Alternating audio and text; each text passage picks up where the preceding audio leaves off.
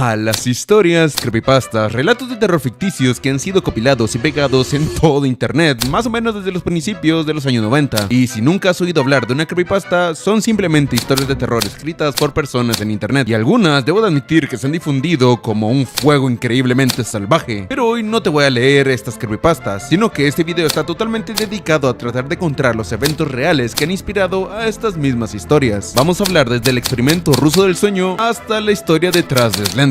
Y si no estás suscrito, no te preocupes por suscribirte, voy a ganarme tu suscripción antes de que termine este video. Así que vamos con el video. El experimento ruso del sueño. Este es uno de los creepypastas que ha existido durante bastante tiempo y quizás ya lo conozcan, pero lo que tal vez no sepan es que podría haber sido inspirado por eventos reales, específicamente en tiempos de guerra. Pero primero repasemos un poco la historia del experimento ruso del sueño. La historia dice que durante la Segunda Guerra Mundial, a finales de los años 40, unos investigadores rusos decidieron experimentar con 5 personas, prisioneros de guerra considerados enemigos. El objetivo era usar un gas estimulante experimental para mantenerlos despiertos durante unos 30 días, o al menos el mayor tiempo posible, mientras eran monitoreados de cerca. Para que cooperaran sin quejas, se les mintió diciendo que estarían liberados si llegaban al día 30 en la cámara sellada. Les dieron agua corriente, un inodoro y comida seca suficiente para todos, además de unos libros y camas sin ropa de cama. Para vigilarlo, los investigadores instalaron ventanas bastante pequeñas con cristales de 5 pulgadas de grosor y micrófonos en el interior de la cámara. Todo fue bastante bien al principio, pero el quinto día las cosas tomaron un giro muy oscuro. Los sujetos empezaron a mostrar paranoia, hablaban incoherencias sobre su pasado y trataban de engañar a los investigadores para que los dejaran salir. Y todo esto fue agravado. Para el 9º día, 2 de los sujetos habían gritado tanto que se rompieron sus propias cuerdas vocales, quedando totalmente en silencio. Después comenzaron a untar heces y páginas arrancadas de los libros en las ventanas, como intentando bloquear a los investigadores. Y luego llegó el silencio total. Los micrófonos no captaban absolutamente nada. Lo único que indicaba que aún estaban vivos era que seguían consumiendo la misma cantidad de oxígeno necesaria para mantener a 5 personas vivas. Tras algunos días después, sin saber qué más hacer, los investigadores abrieron la cámara. Decir que lo que encontraron fue horrible se quedaría corto. Los sujetos habían arrancado partes del cuerpo con sus propias manos. Estaban demasiado desquiciados como para ser controlados. En el intento de sacarlos, mataron a un soldado ruso. Otros 5 soldados se suicidaron en las semanas siguientes por lo que habían presenciado. Vieron demasiados forcejeos mientras los investigadores intentaban volver a contener a los sujetos, quienes curiosamente rogaban por ser devueltos a la cámara. Al final, todos los sujetos murieron, pero no sin que el último dejara una escalofriante frase para los investigadores: ¿lo has olvidado tan fácilmente?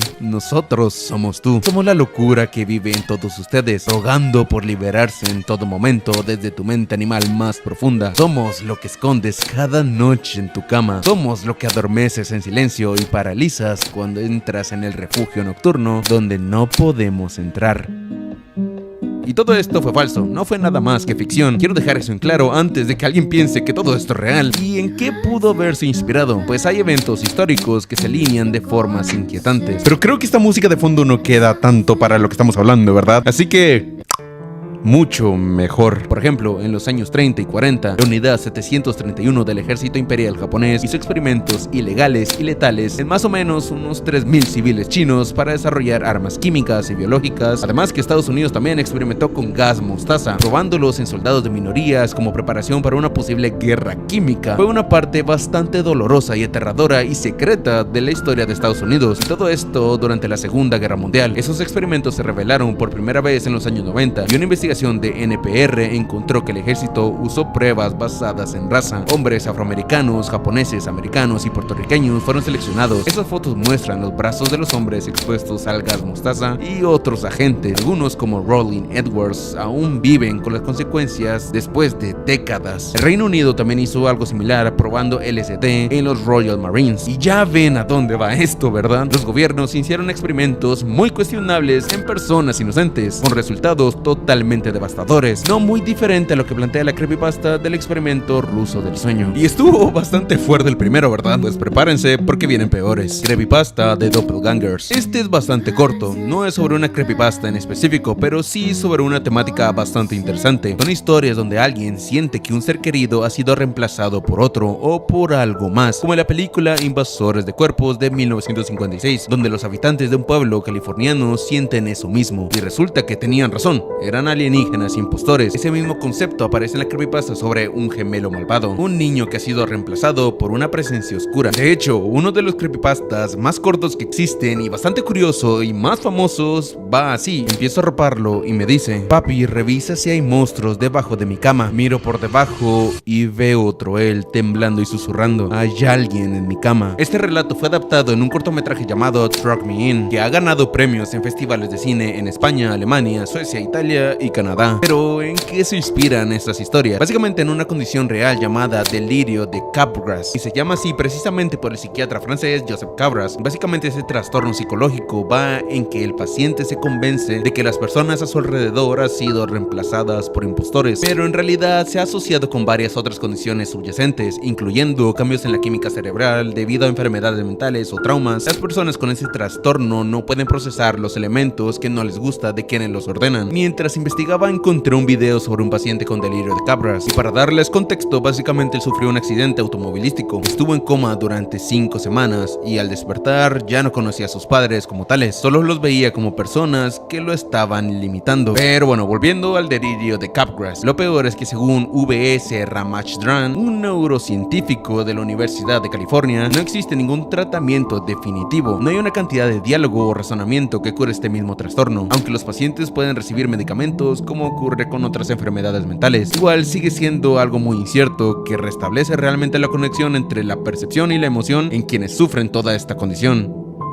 Abandonado por Disney. Y esta es una de mis historias favoritas relacionadas a las creepypastas, pero básicamente toda esa historia va así. Sigue un explorador urbano que comienza a investigar un sitio llamado el Palacio de Mowgli, un lugar abandonado. Supuestamente iba a ser un resort de Emerald Island, que estaba ubicado en Carolina del Norte, inspirado en la película del Libro de la Selva de 1967, pero el proyecto nunca despegó. Fue construido en los años 90 en medio de una gran oposición por parte de los residentes locales, quienes estaban en desacuerdo con todo esto, desde una temática que era muy invasiva según los mismos residentes, hasta la apropiación de una gran parte de la isla. Pero a pesar de esto fue terminado, pero de repente dejó de operar de manera misteriosa, hasta el punto de ser borrado de los registros. Los habitantes del área se rehusaban a hablar sobre ello, pero eso no es lo más escalofriante. Mientras el explorador continuaba investigando, encontró 2 áreas ocultas, una con un letrero que decía solo personajes con disfraz, gracias, y otra puerta marcada como preparación de personaje. Entre ambas áreas las cosas se ponían cada vez más raras: luces parpadeantes, televisores con estática, mesas y sillas volcadas, oficinas intactas pero claramente abandonadas y muchas cosas más. La primera zona sugería que los empleados se habían ido como si evacuaran repentinamente, en lugar de cerrar el parque de manera ordenada, y en la otra zona habían disfraces de otros personajes de Disney, como lo puede ser Mickey Mouse, Pluto, entre otros. Pero justamente cuando el investigador estaba investigando esta misma área, un disfraz de Mickey Mouse se levantó del suelo por sí solo. De la nada empezaron a caer calaveras humanas desde los trajes colgados en la pared, cosas que si vieras obviamente te dejarían sin poder dormir durante días. Pero bueno, mucha creepypasta. ¿En qué se basó toda esta historia? Primero que todo, Disney jamás abrió un parque en Emerald Island o en Carolina del Norte, ni hizo nada de lo descrito, como soltar animales salvajes o cosas por el estilo que se mencionan en la creepypasta. Sin embargo, lo que sí es real y probablemente inspiró toda esta creepypasta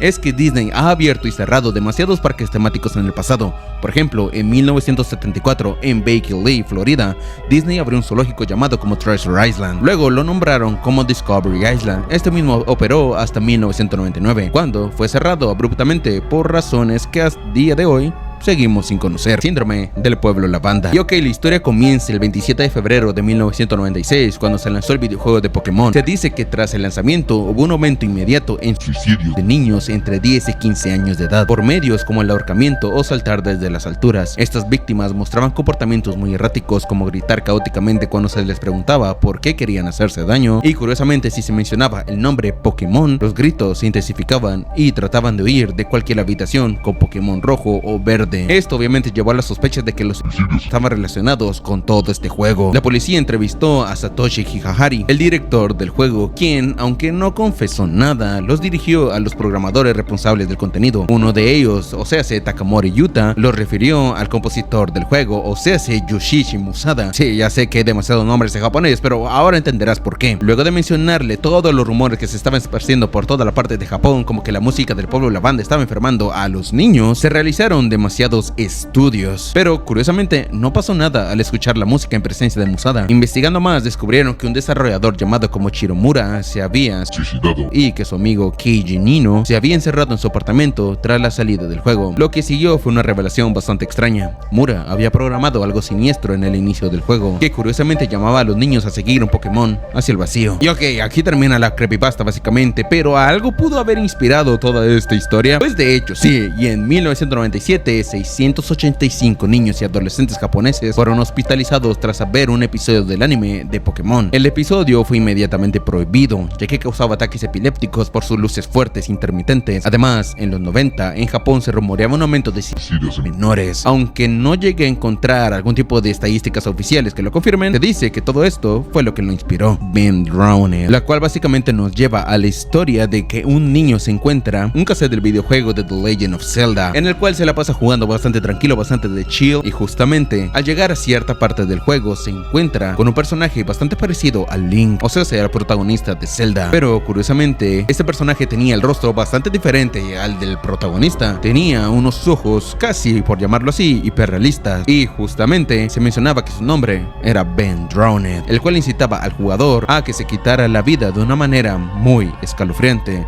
la cual básicamente era tirarse un río y perder la vida allí. Pero la historia real relacionada ocurrió el 30 de diciembre de 2016 en Cedar Town, Georgia. Una niña de 12 años, cuyo nombre obviamente no lo voy a mencionar por respeto a la familia, transmitió en vivo su suicidio fuera de su casa. El video se viralizó obviamente y la gente empezó a investigar sus redes sociales, y lo más curioso es que su blog hablaba de sentirse sola y muy deprimida. Además de todo esto, mencionaba a Ben Drowned, pero no al personaje en sí, sino a alguien que se hacía pasar por él. Sí, había sido víctima de catfishing. En sus publicaciones decía cosas como "no puedo vivir sin él", acompañadas con fan arts del personaje. Ben Drowned es un personaje basado en el juego de Majora's Mask. Este mismo fue creado por Alex D. Hall. Lo más escalofriante de todo esto es que en su blog la niña también mencionaba al personaje de Slenderman. Incluso el autor de la historia, o sea, Hall, se cuestionó públicamente si una obra de ficción como la suya podía tener responsabilidad en temas tan aterradores como este. Una historia bastante triste si te pones a pensar, pero curiosamente no es la más aterradora de este video, o al menos la más creepy, diría yo. Y es que todavía nos queda hablar sobre el suicidio de Calamardo. Esta obviamente es una historia un poco más ligera, pero con un impacto real bastante interesante. La creepypasta del suicidio de Calamardo, también conocido como Red Smith, es contado desde la perspectiva de un supuesto becario en los estudios de Nickelodeon de 2005. Durante una revisión de un episodio inédito llamado como Fear of Krabby Patty, se toparon con una versión alterna titulada como Squidward Suicide, o sea, el suicidio de Calamardo. Al principio pensaron que era una simple broma, pero lo que vieron fue totalmente perturbador. Calamardo toca el clarinete, es abucheado por todos, incluso por Bob Esponja, y todo se vuelve cada vez más extraño, hasta que se muestra sentado en su cama, sacando una pistola y